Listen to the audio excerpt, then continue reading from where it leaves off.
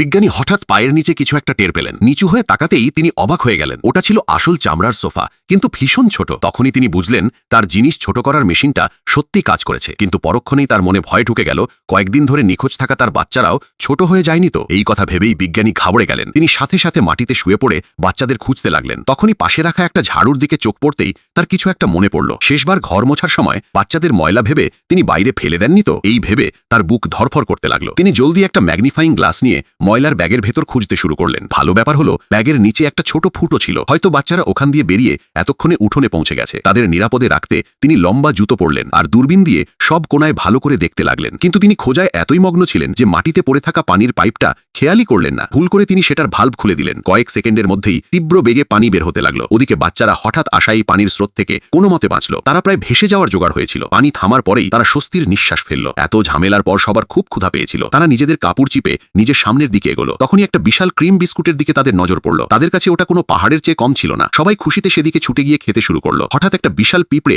তাদের কাছে চলে এলো। সেটার আকার দেখে সবাই ভয় পেয়ে লুকিয়ে পড়ল। তখনই সবচেয়ে বুদ্ধিমান ছেলে রাকিবের মাথায় একটা বুদ্ধি এলো। পিঁপড়েরা নিজেদের ওজনের চেয়ে বহুগুণ বেশি ভার তুলতে পারে। যদি তারা একে বন্ধু বানিয়ে নেয় তবে সে তাদের সাহায্য করতে পারবে। রাকিব সাহস জুগিয়ে পিঁপড়েটার কাছে গিয়ে তাকে বাগে আনার চেষ্টা করলো, কিন্তু তাকে সাথে সাথেই দূরে ছুড়ে ফেলা হলো। তবুও সে হার মানল না। এর মাঝেই তার ছোট ভাইও সাহস দেখিয়ে সামনে এগোলো, যাতে পিঁপড়েটার মনোযোগ ঘোরানো যায়। ঠিক তখনই তাদের বোন বিস্কুটের টুকরো দেখিয়ে তাকে শান্ত করার চেষ্টা করলো। অবশেষে তারা তাকে নিজেদের বন্ধু বানাতে সফল হলো। তারপর একটা ছোট রশির সাহায্যে তারা সবাই সেটার পিঠে চড়ে বাড়ির দিকে রওনা দিল। ওদিকে অনেক চেষ্টার পর বিজ্ঞানী তার খোঁজার উপায় আরো উন্নত করে ফেললেন। বন্ধুরা, বাচ্চারা কি শেষ পর্যন্ত বাড়ি ফিরতে পারবে? আর এমন আরো গল্প শুনতে আমাকে সাবস্ক্রাইব করে দাও।